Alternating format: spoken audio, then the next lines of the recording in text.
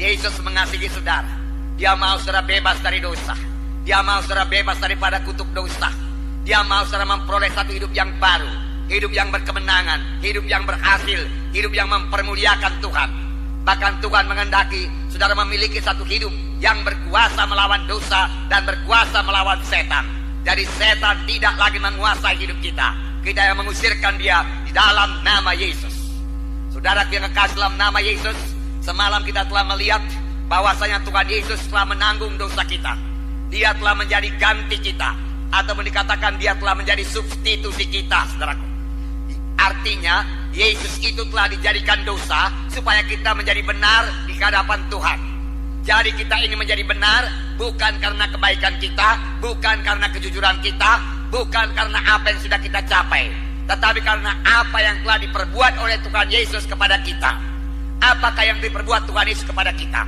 Semalam kita telah mendengar bagaimana Yesus sudah rela mengangkat salib dari Yerusalem ke Golgota, di mana kemudian dia disalibkan teraku pada kayu salib itu. Kita tahu bagaimana orang yang disalibkan, yaitu tangan dipaku, kaki dipaku, kepala Yesus diberi mahkota duri. Dari punggung Tuhan Yesus mengalir darah. Kemudian teraku Tuhan Yesus berkata, Eloi, Eloi, lama sabachthani. Bapa, Bapa, mengapa engkau tinggalkan aku? Terjadilah perpisahan dengan Bapa. Mengapa? Karena Yesus telah menanggung dosa kita. Yesus telah penuh dengan dosa kita. Ini diperbuat Tuhan Yesus supaya kita boleh bebas dari dosa. Akhirnya saudaraku, Tuhan Yesus berkata, sudah genap. Sudah genap ku tanggung semua dosa manusia. Sudah genap ditanggung Tuhan Yesus semua akibat dosa manusia ini. Jadi kalau Yesus sudah menanggungnya, saudara tidak perlu menanggungnya lagi. Hutang tidak perlu 2 kali dibayar. Kalau sekali hutang itu sudah dibayar, sudah lunas. Yesus telah mengambil tempat saudara, sehingga saudara tidak perlu dihukum lagi, karena Yesus sudah dihukum. Inilah berita yang baik, berita Injil yang berkuasa menyelamatkan saudara. Itu sebabnya firman Tuhan berkata, dengan anugerah itu kamu diselamatkan oleh sebab iman. Itu bukan hasil karyamu, bukan hasil kerjamu. Jangan ada orang memegahkan dirinya. Jadi dengan anugerah, dengan karunia, berarti kita tidak membayar apa-apa. Keselamatan diberikan dengan cuma-cuma kepada kita, saudaraku. Karena Yesus sudah menanggung dosa kita, bukan karena kebaikan kita, saudaraku. Kebaikan manusia ini, saudaraku, hanya sebagai kain lapuk saja di hadapan Tuhan. Tidak bisa membawa kita ke surga. Itu kain lapuk yang tidak laku, yang tidak bisa dipakai, saudaraku. Pada malam ini, sepanjang saudara sudah menerima Yesus sebagai Tuhan dan Juru Selamat saudara, maka saudara sudah pasti selamat. Sudah menjadi anak-anak Tuhan. Seharusnya saudara juga bebas daripada perasaan bersalah. Jadi kalau setan mulai menuduh saudara, saudara belum benar, saudara masih orang berdosa, jawab kepada setan, tidak setan, saya sudah menjadi orang yang benar. Setan berkata, kau belum sempurna, masih banyak dosamu. Katakan, darah Yesus sudah menyucikan semua dosa saya. Kebenaran saya ini bukan karena kepintaran saya, bukan karena kejujuran saya, bukan karena kesanggupan saya, tetapi saya dibenarkan karena karunia Tuhan semata-mata, anugerah Tuhan semata-mata. Saya telah menerima Yesus sebagai Tuhan dan Juru Selamat saya, maka saya sudah dibenarkan di hadapan Tuhan. Saya telah menjadi kebenaran di hadapan Tuhan. Oleh sebab itu setan iblis, engkau tidak bisa menuduh saya lagi, katakan. Amin, saudara. Tidak ada kita ini yang sempurna, tetapi tiap-tiap kali kita jatuh kepada dosa, Tuhan memberikan kesempatan kepada kita untuk bertobat. Dan kalau kita mengaku dosa kita dan bertobat, maka darah Yesus siap sedia menyucikan lagi dosa kita. Inilah berita yang baik. Darah Yesus berkuasa. Darah Yesus menebus dosa kita. Firman Tuhan berkata, kamu ditebus bukan dengan emas dan perak, bukan, tetapi kamu ditebus dengan darah yang mahal, darah anak domba yang tidak bercacat, tidak bercela, yaitu darah Yesus. Darah Yesuslah yang menebus kita, saudaraku. Dan ini semua sudah selesai dilakukan oleh Tuhan Yesus. Darah Yesus berkuasa untuk menebus dosa semua manusia di dunia ini. Darah Yesus cukup untuk menyucikan bagaimanapun besarnya dosa manusia ini. Boleh jadi saudara bertanya, kalau darah Yesus cukup untuk menyucikan semua dosa dari semua manusia di dunia ini, bisakah semua manusia itu selamat? Bisa, saudaraku. Tetapi mereka tidak otomatis selamat. Untuk selamat ada bagian kita. Dan Tuhan Yesus tidak pernah memaksa kita. Apakah bagian kita? Seperti saya ceritakan semalam, bagian kita yaitu bertobat.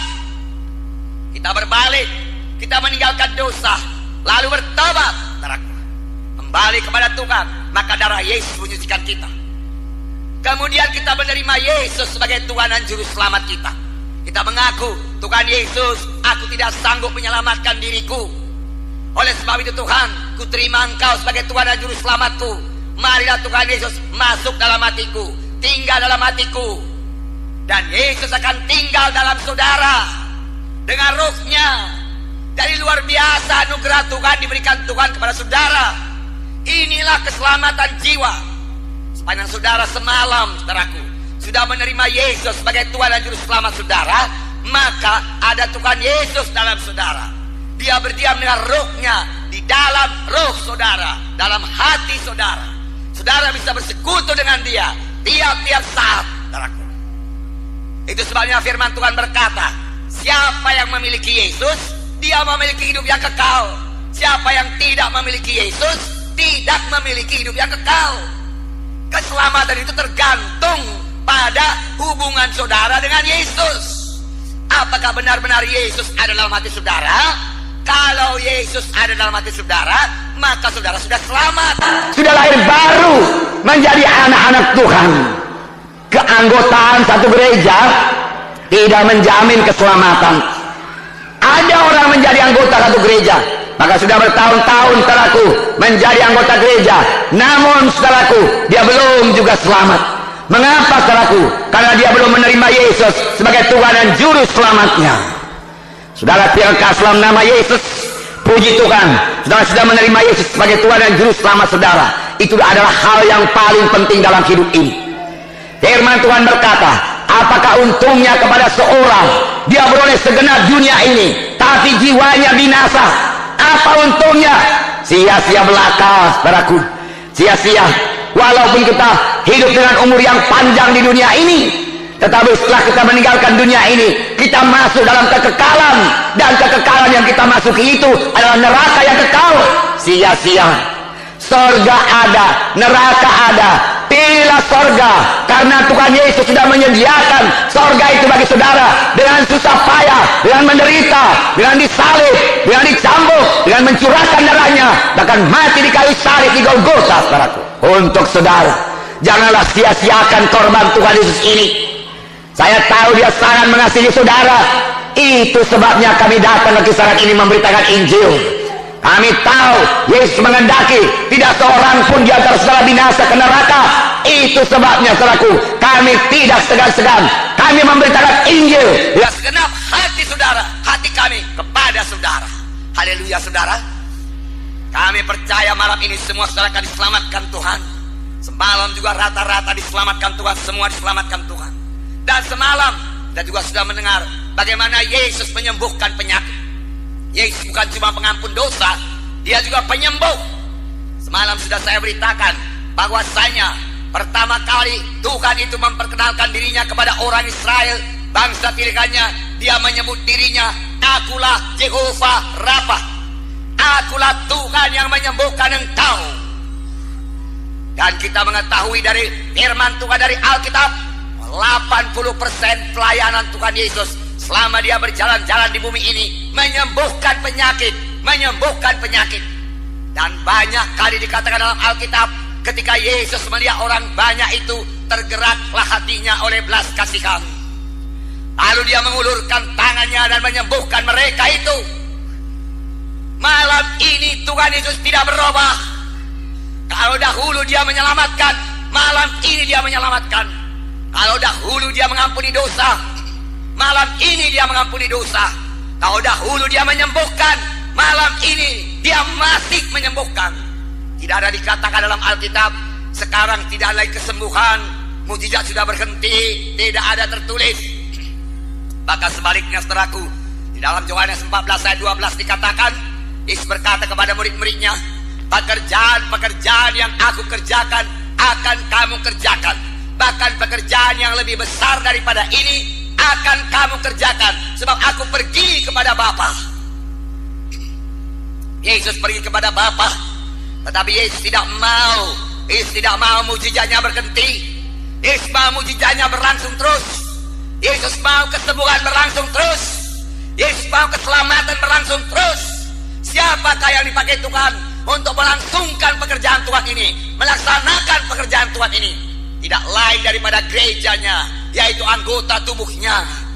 Di dalam gereja itu Tuhan telah menyediakan penginjil-penginjil, hamba-hambanya, rasul-rasulnya, nabi-nabinya, saudaraku, guru-guru Injil, penginjil-penginjil, saudaraku. Saudaraku, semua itu untuk melengkapi tubuh Kristus, yaitu melengkapi saudara dan saya. Karena sepanjang saudara sudah menerima Tuhan Yesus sebagai Tuhan dan Juru Selamat saudara, berarti saudara sudah selamat, sudah menjadi anak-anak Tuhan, sekaligus menjadi anggota tubuh Kristus. Dan dalam Alkitab itulah gereja. Jadi gereja dalam Alkitab, saudaraku, saudara, bukanlah bangunannya, tetapi orangnya yang lahir baru, di mana tiap-tiap orang memiliki Yesus dalam hatinya. Inilah gereja yang hidup, anggota tubuh Kristus, saudaraku. Puji Tuhan, saudara. Saudaraku yang kasih dalam nama Tuhan Yesus, kita akan membaca satu cerita lagi pada hari ini dalam Markus pasal 5.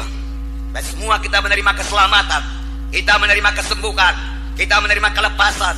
Bahkan malam ini juga kita terima sepenuhnya berkat Tuhan, yaitu baptisan Roh Kudus. Maukah saudara menerimanya, saudara-saudara? Hidup saudara tidak mungkin sama lagi, saudara. Tuhan Yesus pasti mengobatkan hidup saudara. Untuk itulah Yesus datang, supaya hidup saudara betul-betul berubah bertambah baik. Pekerjaan setan berhenti dalam hidup saudara dan keluarga saudara. Dia tidak sembarangan, dia tidak seenaknya lagi menempelkan penyakit kepada kita. Kapan dia mulai menempelkan penyakit kepada kita, kita bisa melawan dia dalam nama Yesus. Setan tidak bisa engkau menaruhkan penyakit dalam tubuh saya. Keluar engkau dalam nama Yesus. Saya ini anggota tubuh Kristus, saya anak Tuhan. Katakan, saya punya kuasa mengusirmu dalam nama Yesus. Katakan, saudaraku. Memang firman Tuhan menyuruh kita mengusir setan di dalam nama Yesus. Mudah-mudahan nanti ada waktu bagi saya menerangkannya kepada saudara. Kalaupun tidak ada waktu saya, saudara masih bisa mengikuti teguh. Mulai hari Senin yang akan datang dengan gratis, saudara, supaya saudara mempunyai dasar yang teguh dalam firman Tuhan ini, dan tidak mudah diombang-ambingkan oleh angin pengajaran apapun lagi. Hingga saudara berteguh dalam keselamatan dan boleh membawa famili-famili saudara yang lain, keluarga saudara yang lain kepada keselamatan sebagaimana yang sudah saudara alami, saudaraku. Puji Tuhan. Kami akan mulai mengadakannya, saudaraku, di Gereja Kemenangan Iman Indonesia yang di kisaran ini diadakan di sebuah rumah di jalan Diponegoro nomor 331. Saudaraku yang kekasih dalam nama, saya membacakannya kepada saudara. Markus pasal 5 ayat 25 mulai. Adalah di situ seorang perempuan yang sudah 12 tahun lamanya menderita pendarahan. Ia telah berulang-ulang diobati oleh berbagai tabib, sehingga telah dihabiskannya semua yang ada padanya. Namun sama sekali tidak ada faedahnya. Malah sebaliknya keadaannya makin memburuk. Dia sudah mendengar berita-berita tentang Yesus. Maka di tengah-tengah orang banyak itu ia mendekati Yesus dari belakang dan menjamah jubahnya. Sebab katanya, asal ku jamah saja jubahnya, aku akan sembuh.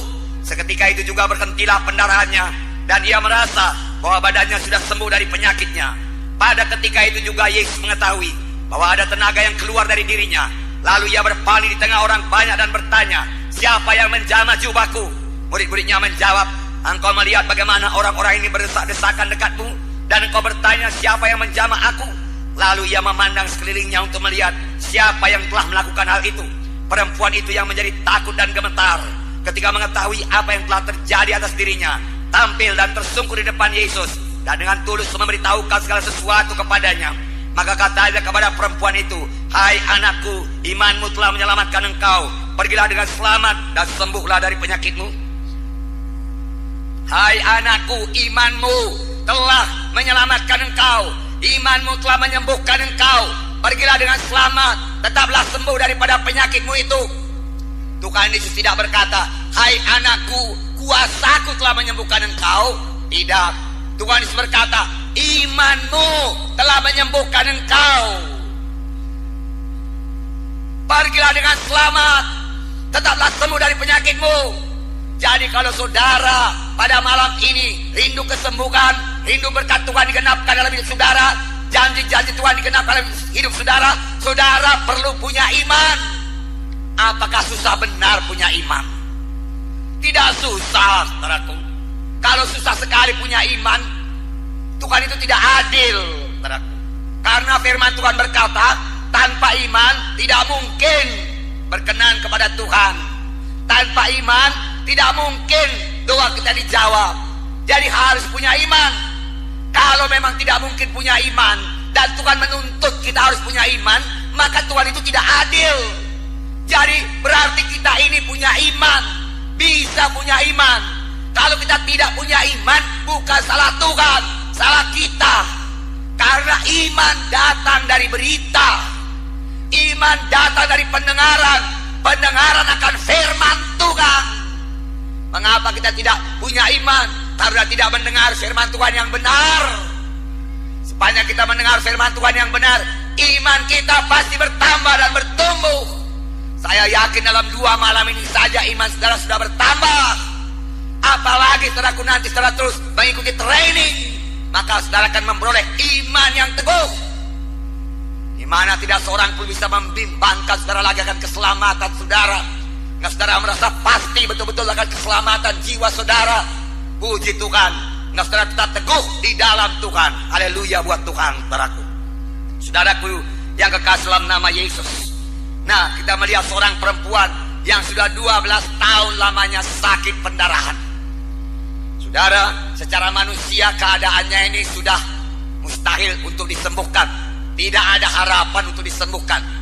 Mengapa? Kita membaca tadi 12 tahun dia sakit, sudah berobat ke sana kemari, tetapi penyakitnya bukan bertambah baik, penyakitnya bertambah parah. Kalaupun pada malam ini ada di antara kita yang berpenyakitan sedemikian parahnya seperti perempuan ini, jangan putus asa. Lihat apa yang diperbuat perempuan ini untuk menerima kesembuhannya. Langkah-langkahnya sederhana sekali. Saudara boleh menerimanya. Semua kita boleh menerimanya. Dan hidup saudara tidak akan mungkin sama lagi sepanjang saudara mengikuti langkah-langkah yang diikuti oleh perempuan yang sakit 12 tahun lamanya, sakit pendarahan. Barangkali kita sakit belum ada yang sampai 12 tahun lamanya. Saudara, memang sakit itu sangat tidak enak, saudaraku. Tetapi perempuan ini sudah 12 tahun lamanya sakit. Bagaimana jalannya dia sembuh? Bagaimana jalannya dia punya iman?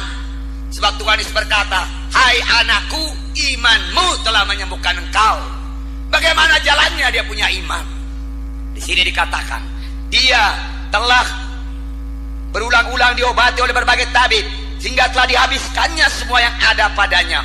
Namun sama sekali tidak ada faedahnya. Malah sebaliknya keadaannya makin memburuk. Lihatlah yang pertama.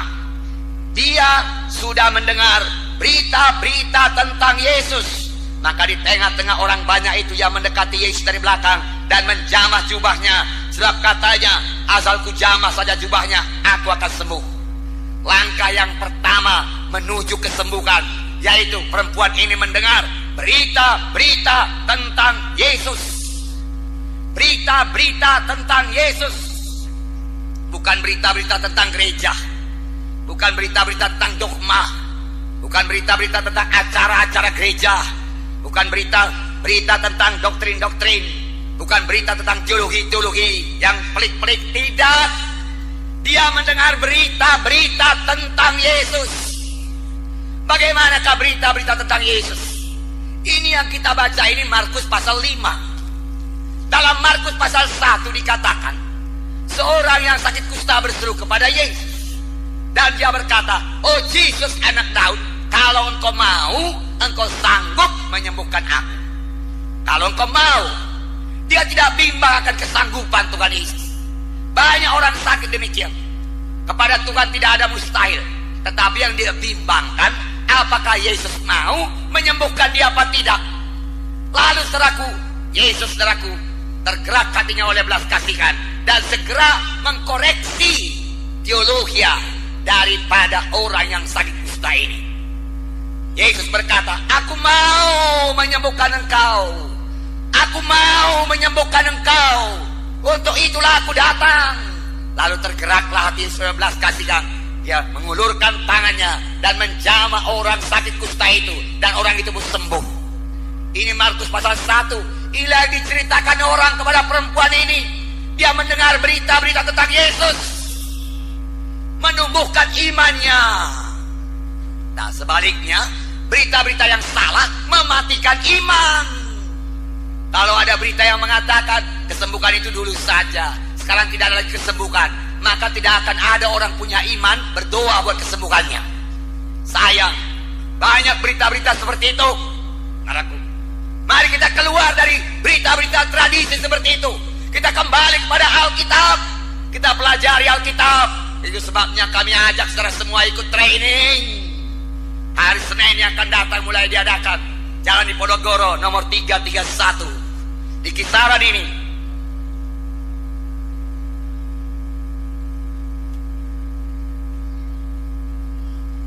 Nah, saudaraku, dia sudah mendengar berita-berita tentang Yesus. Dia mendengar berita-berita tentang Yesus.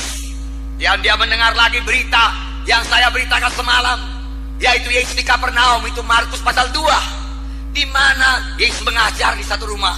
Lalu di muka pintu jendela penuh dengan orang. Lalu datang seorang tepok yang diusung 4 orang. Tetapi dia tidak dapat menghampiri Yesus karena orang banyak itu. Hanya dia tidak mau menyerah. Dia atasi halangan itu. Saudara, dia panjat dinding, dia naik ke loteng, dia buka loteng, lalu diulurkan ke bawah. Dan Yesus berkata, hai anakku, dosamu sudah diampuni. Alangkah manisnya perkataan ini. Jangan seorang pun kita pulang pada malam ini tanpa menerima suara Tuhan yang berkata, hai anakku, dosamu sudah diampuni. Karena semua kita ini orang berdosa, saudaraku. Tidak seorang pun orang benar di hadapan Tuhan.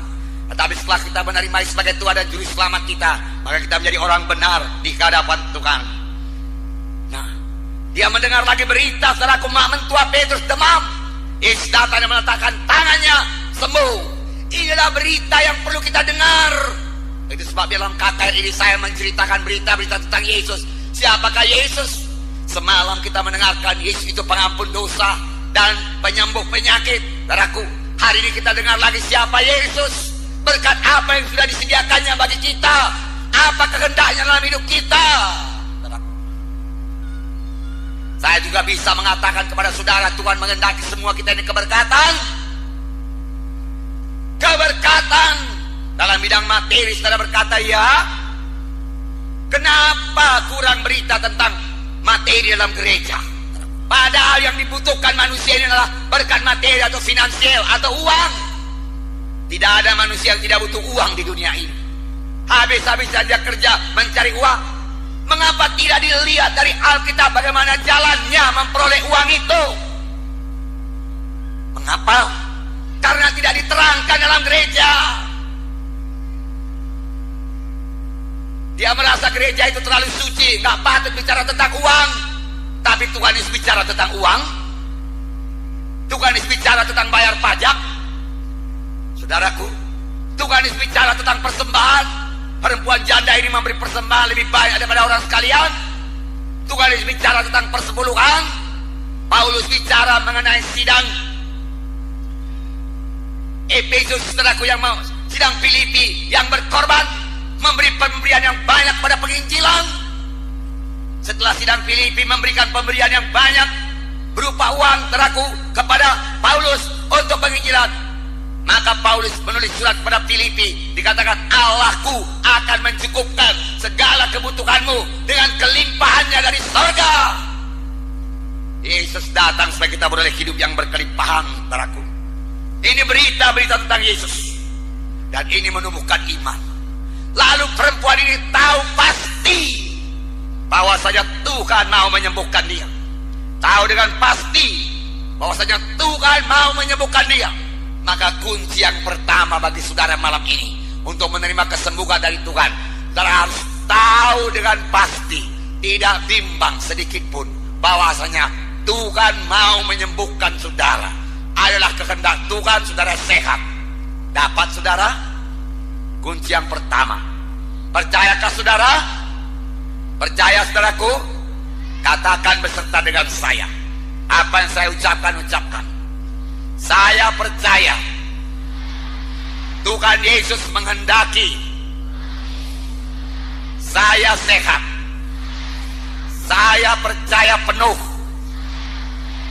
Saya tidak bimbang lagi. Yesus mau dan sanggup menyembuhkan saya. Nah, itu kunci yang pertama.